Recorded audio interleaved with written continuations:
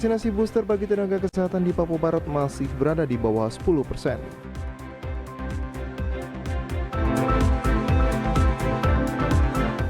Klasis IT-Nyo di Kabupaten Mayaberat, Papua Barat melaksanakan sidang klasis pertamanya.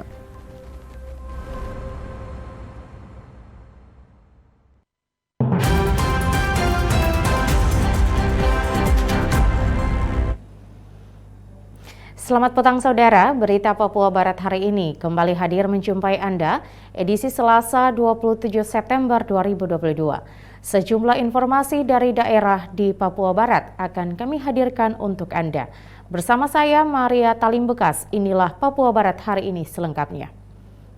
Saudara Asisten 2 Setda Papua Barat Bidang Perekonomian dan Pembangunan, Melkias Werinusa, meletakkan batu pertama pembangunan kantor cabang Dinas Kehutanan atau CDK Kaimana yang terletak di Jalan Batu Putih kilometer 2, Selasa tanggal 27 September 2022. Bapak Ibu hadirin kami persilakan duduk kembali. Kepala Dinas Kehutanan Provinsi Papua Barat Hendrik Runaweri dalam sambutannya mengatakan pembangunan kantor tersebut bersumber dari dokumen pelaksanaan anggaran Dinas Kehutanan Provinsi Papua Barat dengan luas bangunan sebesar 15,5 kali 34 meter atau lebih kurang 527 meter persegi dengan nilai kontrak sebesar Rp4.412.400.000 dengan waktu pelaksanaan kerja selama 110 hari kalender kerja. Rencana pembangunan kantor. Nama pekerjaan ini adalah konstruksi pembangunan gedung kantor CDK Kaimana. Dasar pelaksananya DPA Dinas Kehutanan Provinsi Papua Barat dan SK Panitia Pembangunan Gedung Kantor CDK Kaimana nomor 522-136 Disut Papua Barat _9 2022 tanggal 21 September 2022.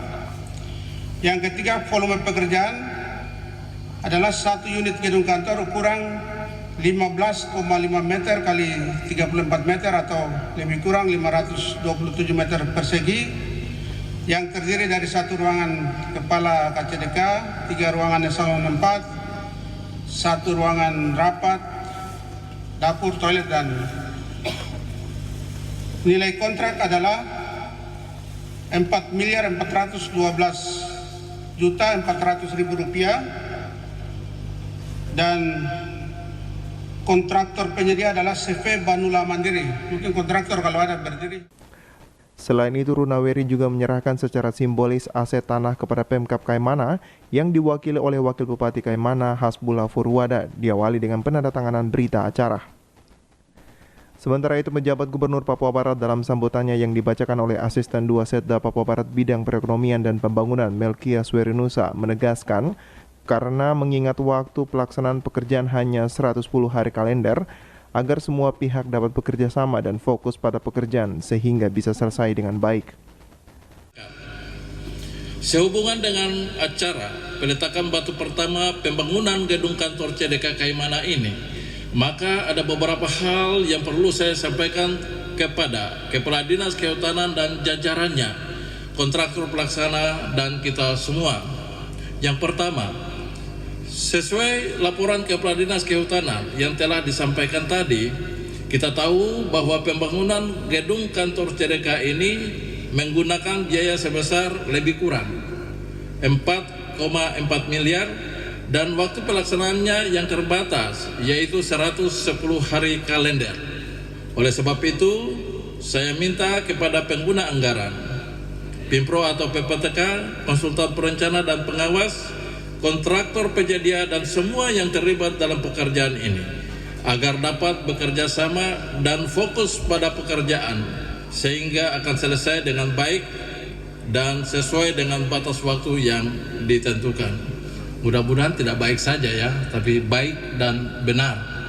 Itu yang penting, supaya kalau audit itu aman. Di samping itu juga, Gubernur berharap masyarakat Kaimana mendukung kegiatan pemerintah Provinsi Papua Barat yang dilaksanakan di Kaimana dengan harapan pembangunan di Kaimana lebih cepat, maju, aman, dan nyaman untuk menarik investor ke Kaimana. Dari Kaimana, Arfad Jempot, TVRI Papua Barat melaporkan. Saudara, vaksinasi booster bagi tenaga kesehatan di Papua Barat masih berada di bawah 10%. Dinas Kesehatan Provinsi Papua Barat dan Kabupaten terus mendorong agar tenaga kesehatan segera divaksin. Sejak dikeluarkannya surat edaran vaksinasi COVID-19 booster kedua bagi tenaga kesehatan pada bulan Juli 2022, hingga kini jumlah tenaga kesehatan yang sudah divaksin baru berada di bawah 10%. Diharapkan tenaga kesehatan harus menjadi contoh untuk masyarakat dalam melakukan vaksinasi booster kedua di Provinsi Papua Barat. Hal ini disampaikan juru bicara gugus tugas COVID-19 Provinsi Papua Barat Arnoldus Tiniap saat diwawancarai mengatakan booster kedua bagi tenaga kesehatan di Papua Barat masih sangat rendah, sehingga Dinas Kesehatan Provinsi dan juga Kabupaten Kota sedang berupaya mendorong agar tenaga kesehatan dapat diberikan dosis kedua, karena hal tersebut dapat melindungi kita untuk capaian booster kedua di Papua Barat masih di bawah 10%. Ditambahkan bahwa dalam kurun waktu 6 bulan hingga 1 tahun, kita punya kadar imunitas dalam tubuh menurun. Oleh karena itu perlu adanya dosis tambahan dan kita harus vaksinasi booster karena untuk kepentingan kita baik secara individu maupun kelompok. Booster kedua bagi nakes sebenarnya, yang pertama itu sebenarnya kita masih rendah. Ya, jadi dari Dinas Kesehatan Provinsi terus kemudian Kabupaten Kota sedang diupayakan ya didorong supaya tenaga kesehatan itu harus diberikan booster kedua, karena itu sebenarnya untuk melindungi kita ya, melindungi kita. Jadi kalau lihat untuk capaian booster kedua dari seluruh Papua Barat ini belum sampai 10% ya. Lebih lanjut disampaikan vaksinasi yang harus dilakukan sesuai jadwal adalah vaksinasi pertama dan kedua. Hal ini dianggap penting karena vaksinasi pertama yaitu imunitas seorang berada di bawah 50%, sehingga dalam kurun waktu 1 bulan yang ditentukan harus melakukan vaksinasi kedua, maka imunitas kita akan terbentuk hingga 90%. Setelah itu baru kita diberikan penguat atau booster. Sama ke kedua. Ya. Jadi kalau pas vaksin pertama, antara vaksin pertama dan kedua itu lebih dari 6 bulan, biasanya nanti di aplikasi itu dikasih catatan itu dianggap batal. Batal dalam artian bahwa yang bersangkutan harus diminta untuk vaksin pertama. Jadi vaksin yang nanti dilakukan itu di atas 6 bulan itu dianggap vaksin pertama. Kenapa demikian? Karena begini, jadi pada saat kita di vaksin pertama itu kita punya istilahnya imunitas yang baru terbentuk itu masih di bawah 50%. Ditambahkan tahun lalu pada pelaksanaan booster, terlihat jumlah tenaga kesehatan melakukan vaksinasi booster pertama antusiasnya sangat tinggi.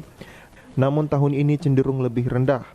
Diharapkan kesadaran tenaga kesehatan dan juga masyarakat umum agar tetap melindungi diri dan juga keluarga dengan divaksin karena pandemik ini belum berakhir. Jimmy Tabiso, TVRI Papua Barat melaporkan.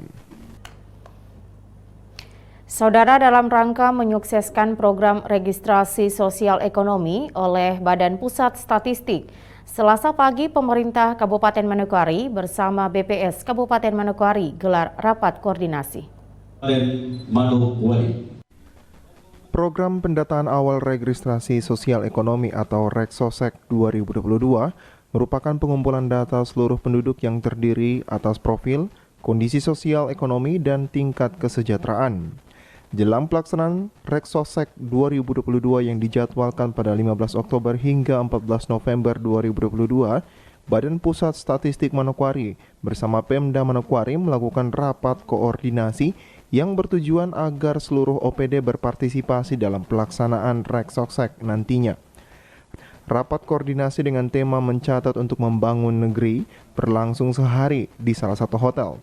Dibuka resmi oleh Bupati Manokwari Herumus Indo, yang dimana dalam sambutannya Bupati menyampaikan program registrasi sosial ekonomi seluruh penduduk akan membantu pelaksanaan program pemerintah sehingga data-data yang akan diperoleh oleh BPS menjadi kebutuhan daerah.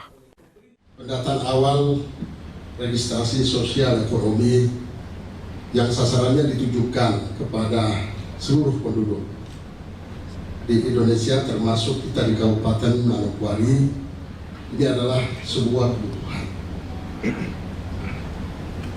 Jadi seluruh instansi pemerintah termasuk kita pemerintah daerah dalam upaya kita merencanakan, tetapi juga untuk merumuskan kebijakan pembangunan daerah, semuanya tentu berbasis data. Segala sesuatu kebijakan yang kita lakukan berbasis data, saya kira ini kebijakan ini akan jauh lebih akurat dan lebih berkualitas dalam implementasinya di lapangan.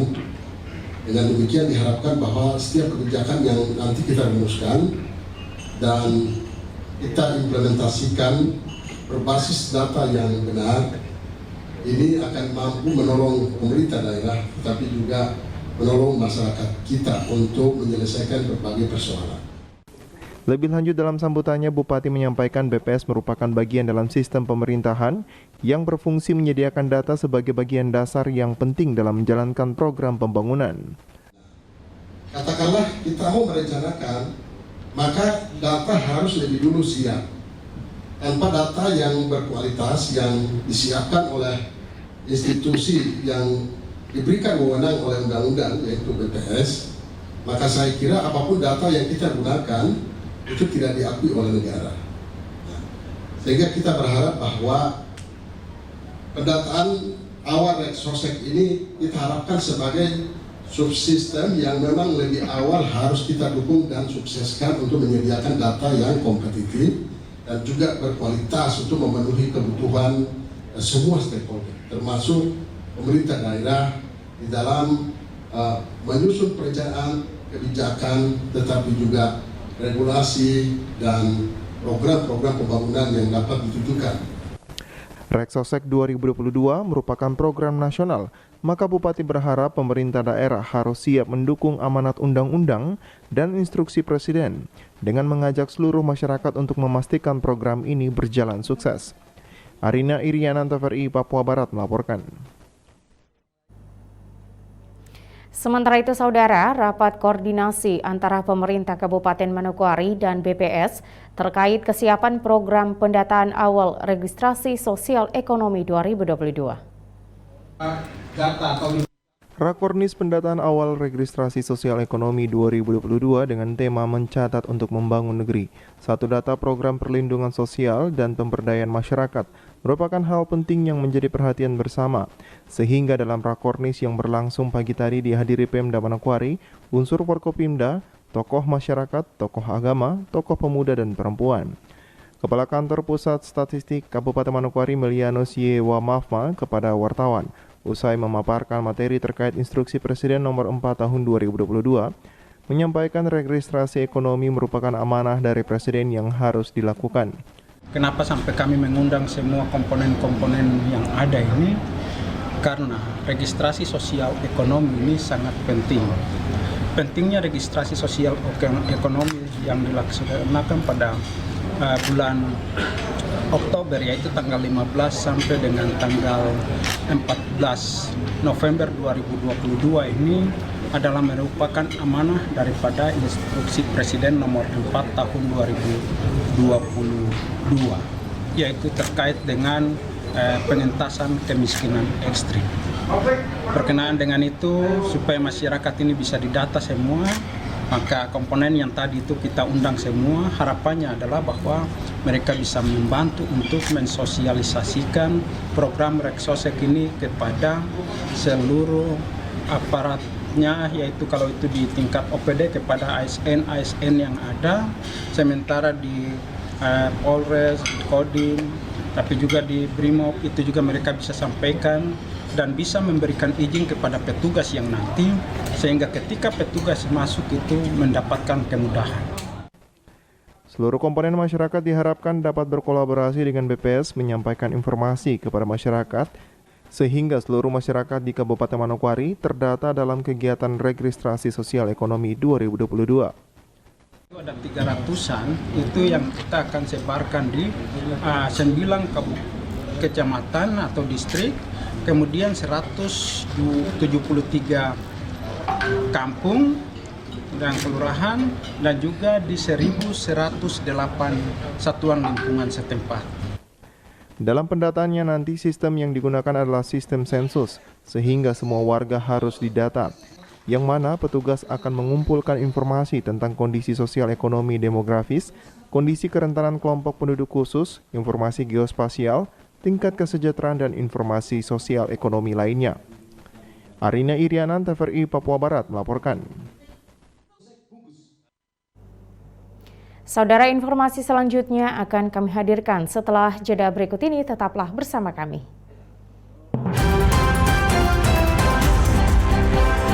Saudara, setelah ditetapkan sebagai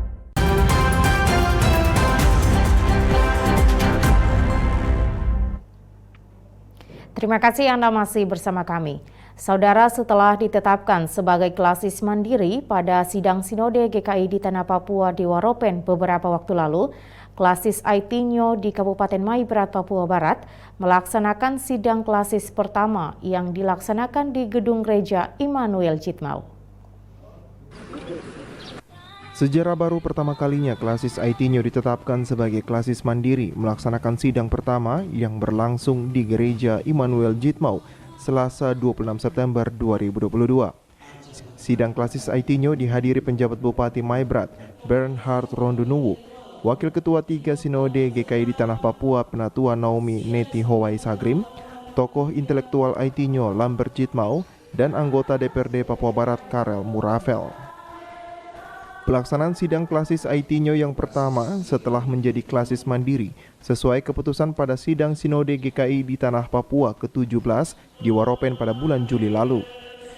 Sidang klasis Aitinyo yang dilakukan 5 tahun sekali untuk mengevaluasi laporan pertanggungjawaban pelayanan keuangan klasis selama 5 tahun pelayanan.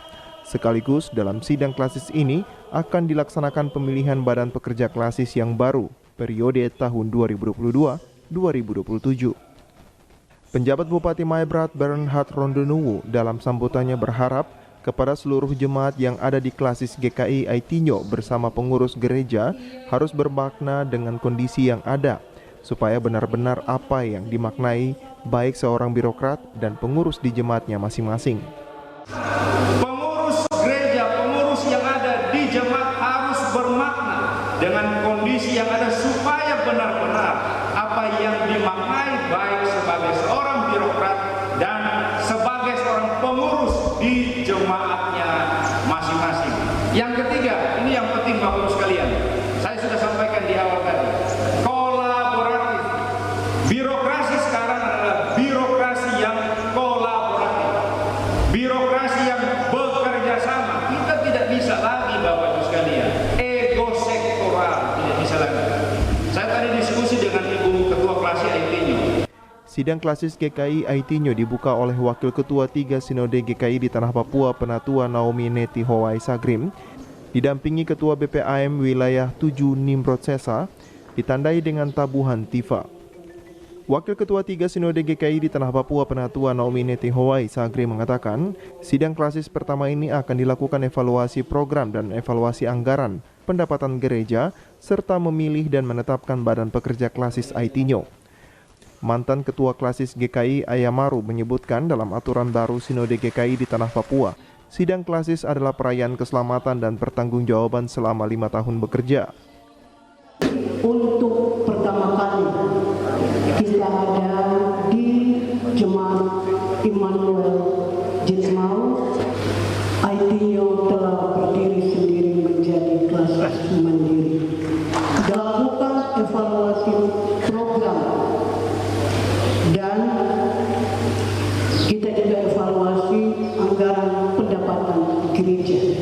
Yang berikut memilih dan menetapkan badan pekerja klasis. Di tempat ini, di sidang yang mulia ini juga kita menetapkan peserta sidang Sinode 19 yang akan kita lakukan sidang nanti sesuai dengan kesepakatan di Kabupaten Waropen di Teluk Wondama pada tahun 2027.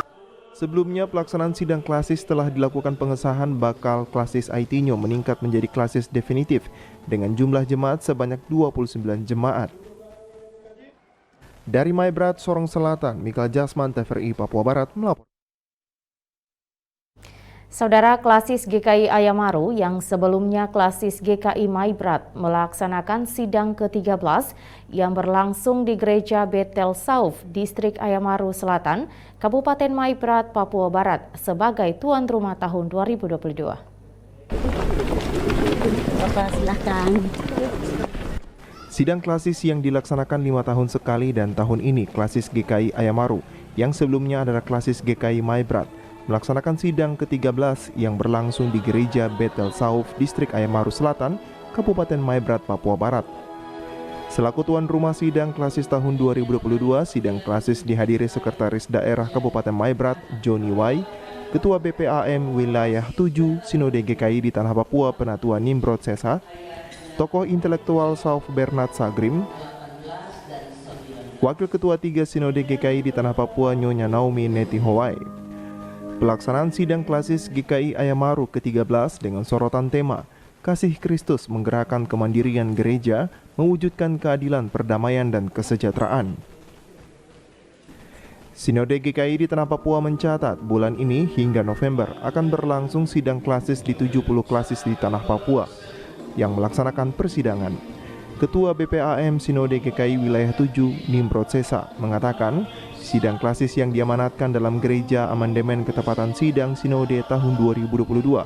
Sidang klasis adalah perayaan keselamatan dan pertanggungjawaban iman atas amanat gereja dalam pengabdian keputusan tertinggi yang dilaksanakan selama 5 tahun. Lebih lanjut, kata Sesa, dalam persidangan ini tentunya memiliki makna dengan pikiran Kristus sehingga pelaksanaan sidang klasis ini bisa berjalan demi keselamatan dan pertanggungjawaban iman. Sidang ini, kita datang di dalam ruangan ini, kita datang dengan pikiran Kristus, kita datang dengan maunya Kristus, kita datang dengan pilihan Kristus. Jadi kalau ada pikiran-pikiran lain, mau yang lain, pilihan-pilihan lain taruh di luar.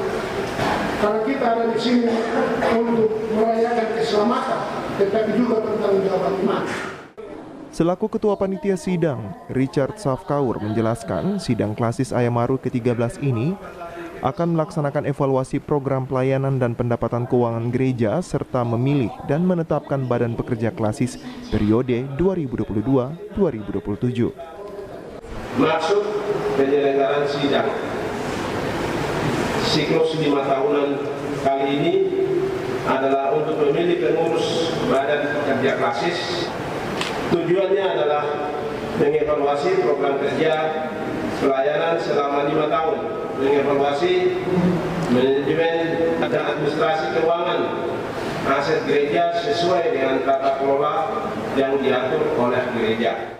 Usai menyematkan tanda peserta sidang klasis GKI Ayamaru, Sekda Maibrat Johnny Wai mengatakan di Kabupaten Maibrat memiliki 3 klasis, yakni klasis GKI Ayamaru, klasis GKI Aitinyo, dan klasis GKI Aifat yang akan melaksanakan sidang klasis secara berurutan. Sekda berharap melalui sidang klasis yang berlangsung di Bumi A3 akan memilih dan menetapkan badan pengurus klasis yang baru dan dapat memberikan pelayanan bagi jemaat dan pemerintah bersama-sama mendukung pembangunan di Maibrat. Pada prinsipnya kita pemerintah mendukung penuh semua klasis yang ada di A3. 3 klasis ini pemerintah menyumbang juga untuk kelancaran proses sidang ini, bergandengan tangan dengan pemerintah untuk membangun Kabupaten Maibrat yang kita cintai bersama-sama ini. Sementara dari hasil sidang ke-13, klasis GKI Ayamaru terpilih Ketua Klasis Pendeta Abraham Semunya, Wakil Ketua Klasis Penatua Yosia Safkaur, Sekretaris Pendeta Martinus Kaliele, Wakil Sekretaris Penatua Albert Na. Dari Maibrat, Sorong Selatan, Mikal Jasman, TVRI Papua Barat melaporkan. Saudara, informasi tadi sekaligus menutup jumpa kita pada Papua Barat hari ini, edisi Selasa 27 September 2022. Mewakili seluruh kerabat kerja yang bertugas, saya Maria Talim Bekas pamit undur diri dari hadapan Anda. Terima kasih atas kebersamaan Anda dan sampai jumpa.